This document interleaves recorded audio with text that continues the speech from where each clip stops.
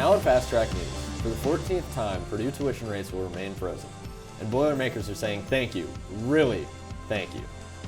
Plus, no more city buses on campus. Who will be shuffling students to and from classes in the fall? Plus, how many students really love their math professor? As it turns out, quite a few in this calc class. Stay tuned for a story you won't want to miss. All your campus news, weather, and sports is straight ahead. This is Fast Track News. Happy Friday, Boilermakers. I'm Kyle Herschel. And I'm Kyla McElroy. It's Friday, April 11th. Here's a look at your campus news for the week. First, 14 years of frozen tuition. That's a big headline from this month's Purdue Board of Trustees meeting. How is the university able to keep tuition rates unchanged? Reporter Justine Hinckley takes a look. It helps me be able to cover all of my tuition rather than just a portion like it would be at other schools. On Friday, April 4th, the Purdue University Board of Trustees announced the extension of its tuition freeze for the 14th consecutive year. President Chang announced that undergraduate tuition will remain unchanged through the 2026-2027 academic year, remaining at $9,992 for Indiana residents and $28,794 for out-of-state students. While other universities are raising tuition or cutting faculty, Purdue has committed to doing the opposite. The Board of Trustees also approved President Chang's proposal for a 2% faculty and staff pay increase, along with a 0.5% one-time boost to recognize outstanding contributions. When speaking on the matter, trustees stated that the decision was not automatic, but came following thorough financial review, which will ensure affordability for students while supporting the university workforce. We spoke with Purdue students to hear their opinions on the announcement. I think it's great. I'm an in-state student, so I'm already keeping that price low, so I love it. Personally, I'm a fan. I get financial aid through the university and the FAFSA and stuff, so I'm a big fan of it. With this move, Purdue will reach 12 straight graduating classes that will have never experienced a tuition hike. This is Justine Hinckley with Fast Track News. Earlier this month, Purdue announced that Indiana high school students who earn the state's new honors diploma will be automatically accepted to the university. In addition to the honors diploma, students will also have to pass some other requirements, like standard test scores. They will then be encouraged to apply in September of their senior year. Students will then gain admission upon completion of their diploma. Turning to the weather now, does the calendar really say April? Because it's felt a lot more like February. Really. Last week it was 70s and storms, and this week it's chilly temps and a lot of rain. Let's check in with our meteorologist, Lydia Dennison, for a first look at the forecast. Yeah, we've been having a really rainy week, but fear not, going into this weekend, we're going to have some more clear skies, some high of 51 degrees, still a little chilly, but mostly clear skies. Some sun will be coming out, so little clouds here and there. But heading into today, we've got some cloudy skies, but throughout the day, that'll be clearing up a little bit more as we go. Slightly warmer, we're going to be hitting 50 degrees later throughout the day. Still bundle up a little bit, it'll still be a little chilly. So we're going to be having some clearer skies this weekend. But looking at this, we've got a system coming in here. Looks like we're just going to miss it. It'll just be south of us. So right in here in this Lafayette area, we'll be good. We'll be looking at some clear skies, milder temperatures until Monday, where we will be hitting a little more rain. Big system coming in on Monday, some rain, some potential storms. So have fun this weekend with that clearer weather. Look out for Monday. Purdue trustees approved a 3-year contract with the company SP Plus for free campus transit. What that also means is that City Bus won't be your go-to stop to get across campus anymore. The contract with SP Plus, valued at $7.8 million, begins in July and will run all the way until June 30th, 2028. While the contract begins in July, services will begin the first day of the fall semester. SP Plus will offer a mobile app as well, and transit will be free for anyone with a Purdue ID. Conservative political activist and co-founder of Turning Point USA, Charlie Kirk, was at Croc Lawn Thursday afternoon. Purdue was just one of the many stops on his American Comeback Tour. Reporter Julia Blanford was there for the rally. I am here right now at the Turning Point USA event, and we spoke with both protesters and people in favor of Charlie Kirk. And right now he is taking some questions. He is asking for both disagreements and agreements. Elon Musk and Doge have been brought up, as well as abortions, and there are a wide range of people here today. As you can see, a huge crowd behind me, and towards the front we have the people who are running the event, Turning Point USA. I don't know, like, debate people on your own level. Like, coming to colleges, like, people are in class, like, nobody's political science major, like, nobody knows as much as he does. So, like, find people your own age with your own knowledge and debate them. Well, I like that he believes that our country should stay as we are, a capitalist nation, not socialist or communist. I'm 55 years old, so I enjoyed my life fully. And I want my 9 grandchildren to have the same thing. I was going to ask if he would sterilize the mentally handicapped children that can't take care of themselves in case Uncle Tommy rapes them and they get pregnant, and then that person's parents is forced to raise another set of kids when their kid shouldn't even have had a kid to begin with. Because he's against abortion. How does he feel about the mentally handicapped being sterilized and sterilizations in general? Happening this weekend, SpringFest 2025. The annual festival put on by the College of Agriculture has a full day of events.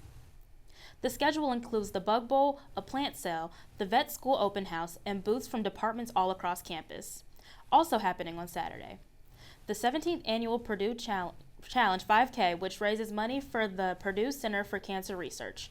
Purdue football will also hold their annual spring game. Events begin at 9 a.m. and run until 4 p.m. SpringFest is free and open to all ages. The rain last Saturday couldn't stop the crowds from attending the Purdue Airport's annual Aviation Day. Reporter Ellie Jones shows us how the event took flight. Purdue is no stranger to being in the sky, so despite the rainy and cold conditions, the tradition of Purdue Aviation Day continued this year on April 5th. The day included aircraft displays, guest speakers, company booths, live music, and food trucks. It's a day open for all students and community members to learn more about aviation, the history of aviation, and the part Purdue plays in that history. This year's theme was Soar Through Time, and was chosen because this year represents 90 years since Amelia Earhart started her tenure at Purdue.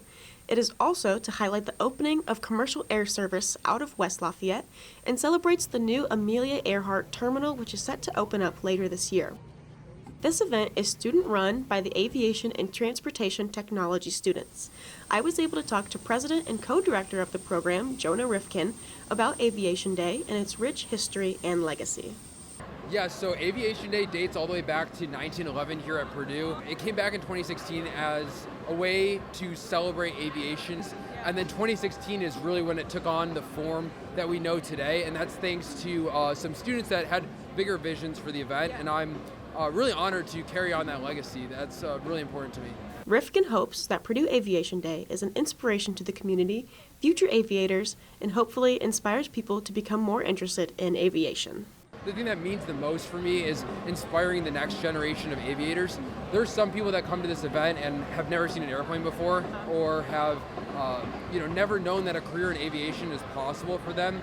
And if I'm the one, or if our executive board is the people that are able to introduce that kid or that individual to aviation and change their career trajectory, their life trajectory, that means so much to me. Despite not having a headlining air show this year due to weather, guests still got to experience the past, present, and future of aviation. Reporting for Fast Track News, I'm Ellie Jones. Speaking of the Purdue Airport, more commercial air service is coming to West Lafayette. A new agreement was approved last Friday by the Board of Trustees with SkyWest Airlines. Under this 2-year deal, SkyWest will maintain at least one daily, non-stop United Express round-trip flight to Chicago O'Hare Airport. The planes will have a 50-passenger capacity. Travelers will then be able to connect to other destinations through O'Hare. If you are interested in booking a flight, you can do so through United Airlines website. Nationwide, student visas are being revoked by President Trump's administration, forcing some international students to flee the country almost immediately. Purdue issued a press release this past Wednesday stating that it has been in contact with anyone who has been impacted by a sudden change in their visa status. In the press release, the university encourages those impacted to contact the embassy of their home country. It continues to offer support as a host institution. Purdue did not say in the press release if anyone enrolled has been affected. Up next, you'll meet the best math professor ever. At least that's what some of his students told us, including one student who wasn't even in his class. What makes Dr. Andrew Toms so popular? Stay tuned to find out. I just knew it was going to be a really cool class. Anything I do in class that might be seen as entertaining is really only to try to encourage them to come to class. Enjoying it to the max. What does it take to be a Purdue tour guide? You've got to know your history.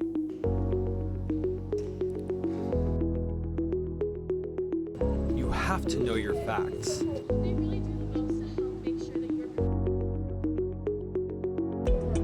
You've got to have that Purdue spirit.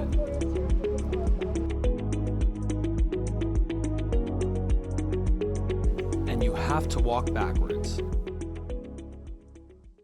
Hola from Spain. G'day, mates. Buenos dias. Bonjour. Hello from South Korea. I'm studying abroad in Valencia, Spain this semester. I'm studying abroad in Sydney, Australia. I'm studying abroad in Madrid, Spain. Studying at Seoul National University. At Lycée Supérieur in Toulouse, France. And I'm really getting to enjoy meeting all the new people and the culture. How different it is from Purdue University. It is an absolutely fantastic experience. I'm living my best life. I can't wait to see you guys all overseas soon. A bientôt. Adios. Nos vemos de España.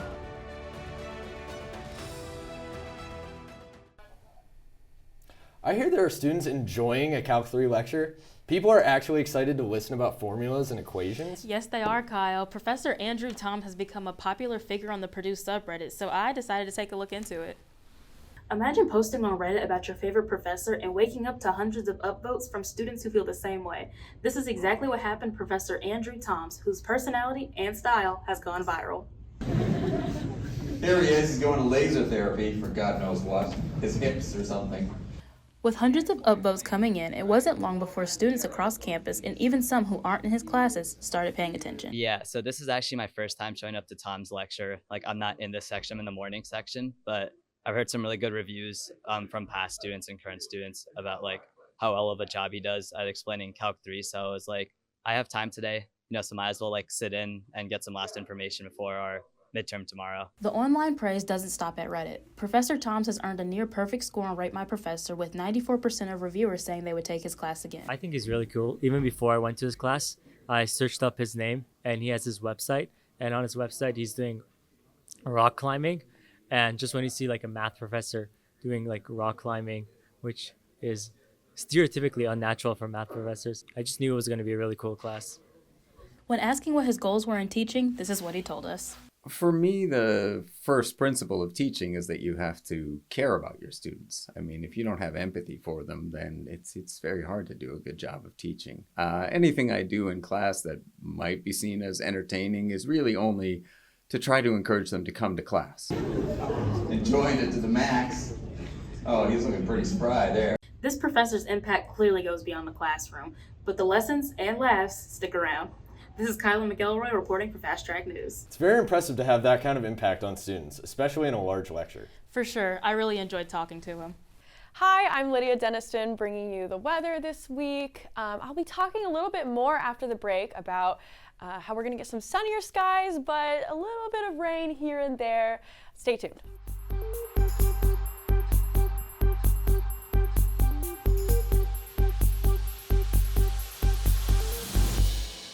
Looking at our weekend, again, we're going to be having some sunnier days ahead. Saturday is our peak sunny day. It's a little chilly, starting the day off with 36 degrees, but again, throughout the day, we're going to get a little warmer. At 6 p.m. around 56 degrees. So Saturday will definitely be sunnier. Going into Sunday, it'll be a little cloudier. Again, we'll have some warmer temps, so it won't be as sunny, but it'll still be warm. A little windy, partly cloudy, but at 6 p.m. around the afternoon, we'll be hitting the 60s. So good weekend for sunshine and getting outdoors a little bit more than we have been this past week. Looking at the 7-day, we're going to be having, again, a sunny weekend, a little cloudy Sunday. But again, heading into Monday, we've got some storms coming in, not completely clear of that rain. We just got a little bit more of that coming, some potential storms all throughout Monday. But then Tuesday, we're going to be, we won't have as many storms, but we're going to have some cloudiness coming in, a little bit more of that. Some windiness will be coming in on Tuesday. Wednesday, we're back to the sunny. And Thursday, we'll have some clear skies, sunny. And then Friday, we're looking at a little bit of some rain.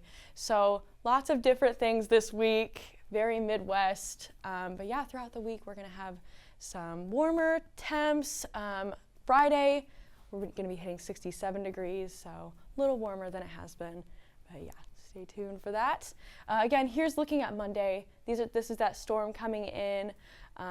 We'll see just a lot of rain, potentially some storms here and there. Just ahead, we covered the Women's Golf Boilermaker Classic, even more transfer portal updates, and the first look at the new football coach and team. I'm Ellie Jones. Don't go away. Sports is next.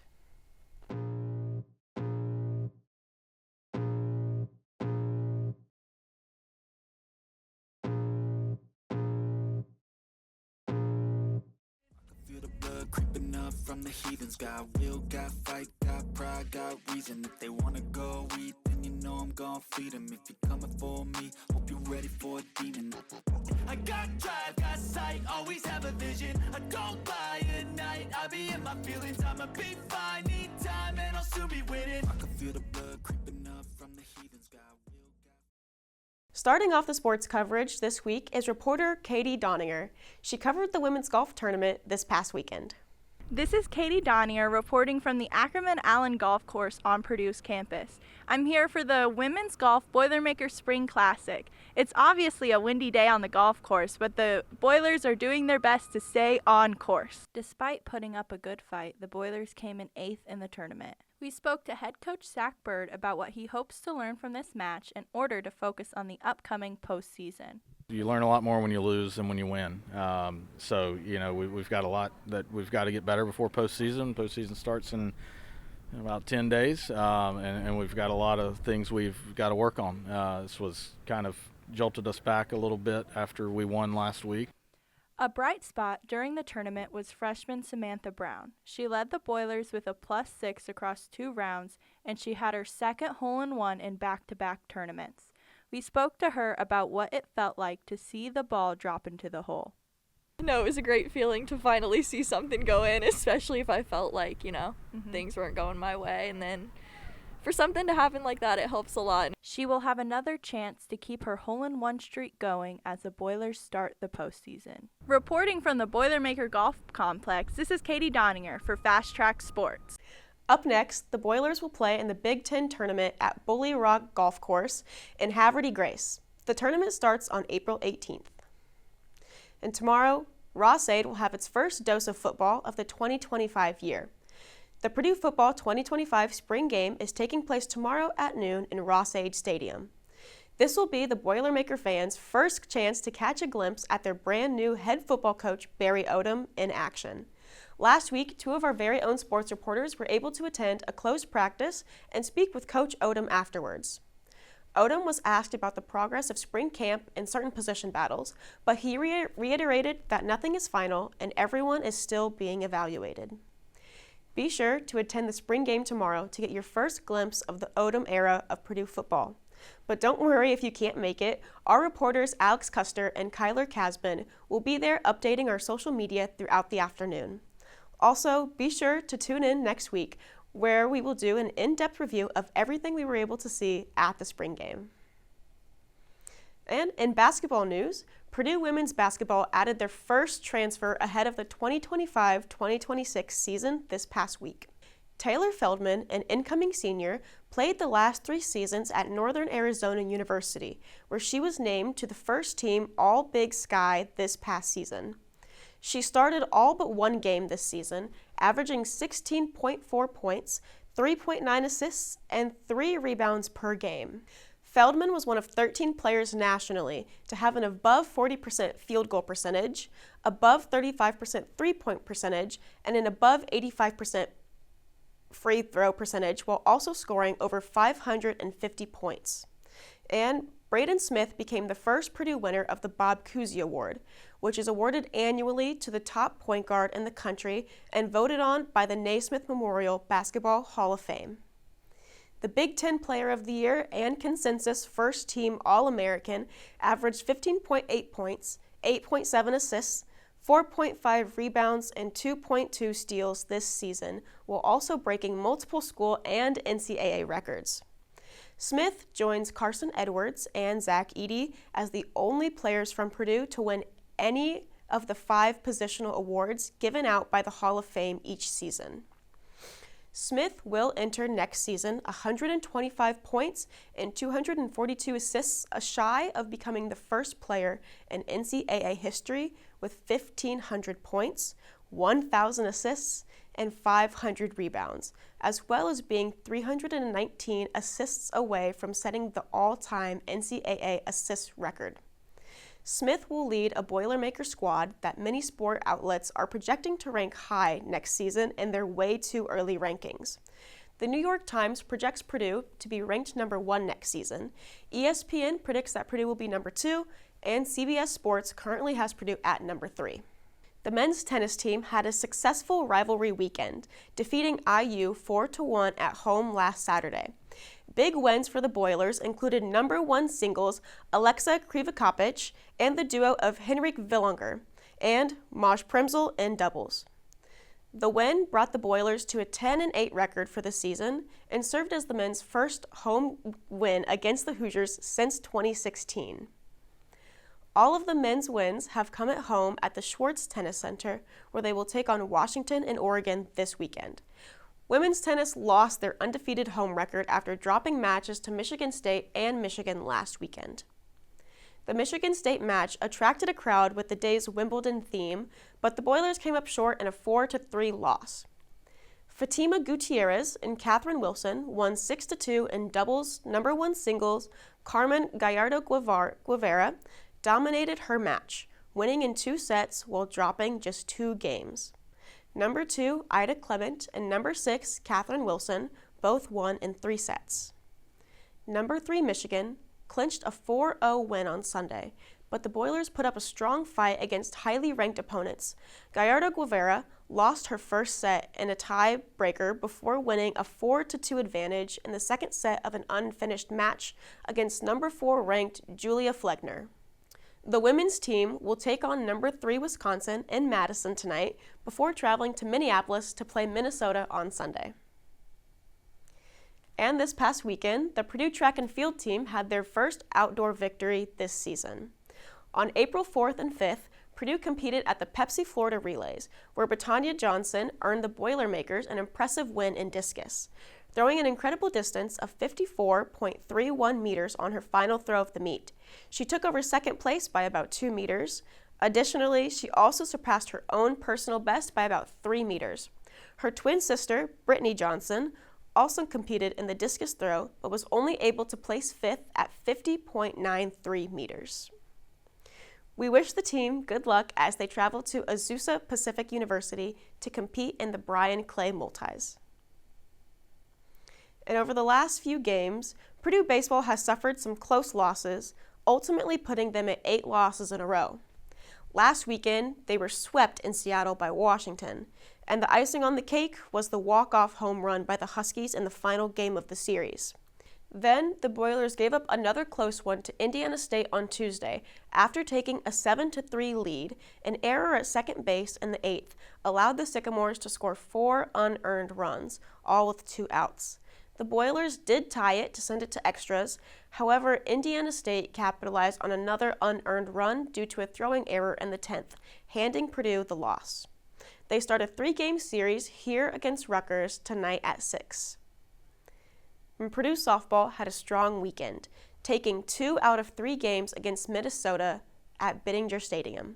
Purdue's pitching was its best in the first 2 games, as the team only gave up a combined 1 run in those games. In the first game, Julia Gossett had a career day, striking out a career-high 12 batters to win the game 2-1. On Saturday, Maddie Ellish picked up where the team left off, only giving up 2 hits and striking out 2 in a complete game shutout as Purdue won 4-0. Pitching faltered in the final game, however, as Purdue gave up 8 runs in the 4th inning, losing their 6-0 lead and losing the game 11-8. Purdue takes on IU Indy on Tuesday before taking on Illinois in a 3-game series next weekend. And earlier this week, the Purdue men's golf team finished 4th out of 9 teams in the Elite Calusa Cup. Purdue totaled a 54-hole tally of 4 over par to finish ahead of number 4 LSU and number 8 Virginia by 27 shots. Kent Shao had a final 2-round score of 7 under par, which was the lowest in the field in the final 2 days. Jensen Forrester recorded his 2nd straight top 10 finish while having 4 already this year. Sam Easterbrook was the 3rd Boilermaker in the top 10, and Nel Sertani finished tied for 27th at 8 over par. In its 3 tournaments thus far, Purdue is 32-3-1 in head-to-head competition with an 11-1 record against teams ranked in the nation's top 10. Purdue now looks ahead to their home tournament with the Boilermaker Invitational on April 19th and 20th at Ackerman Allen Golf Course. And that's a wrap for sports, but stay tuned. Fast Track will be right back after this quick timeout.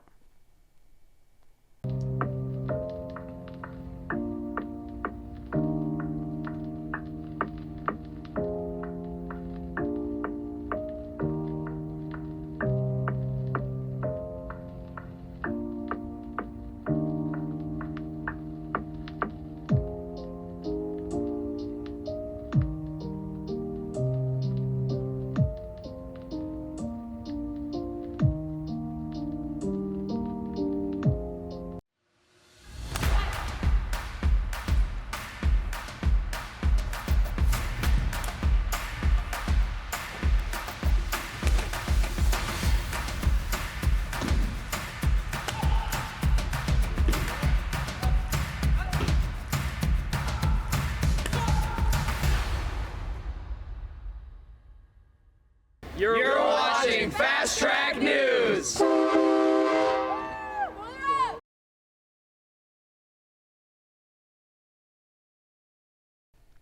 Earlier in the broadcast, you met a beloved math professor and heard his students sing his praises. For our question of the week, we asked students who their favorite professor was. Here's what they told us. Okay, who is your favorite professor at Purdue and why?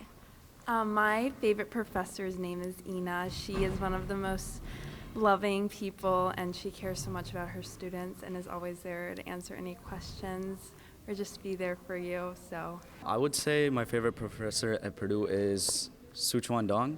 I'm doing research with him here at Purdue, and he's really helpful in organizing the timeline for our research that we're doing together, and he likes giving me some information every single time so that I can work on it by myself, and it's really helpful because I can learn a lot from this opportunity and I'm able to showcase my skills that I already have.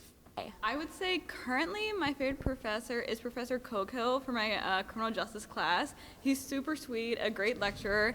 And then probably Manchella also. Dr. Manchella was an amazing professor I had in my freshman year for a bio lecture, and he brought fruit flies and released them in class, and it was hilarious. But taking another look at our week, we're going to be having, again, some warmer temperatures. Spring has finally arrived. A lot more warmer temperatures than we've been having finally. Not super icy. Again, some rain here and there. But we're looking at some sunnier days ahead. You can see that Saturday, Wednesday, Thursday, we're going to be having some sunny days. So yeah, a little cloudiness here and there, some spring showers. But we're looking at mostly a sunny week. Springtime has finally arrived. That's it for this edition of Fast Track News. Thanks for tuning in. We'll be back next week with more of your campus news, weather, and sports. Have a great weekend, Boilers.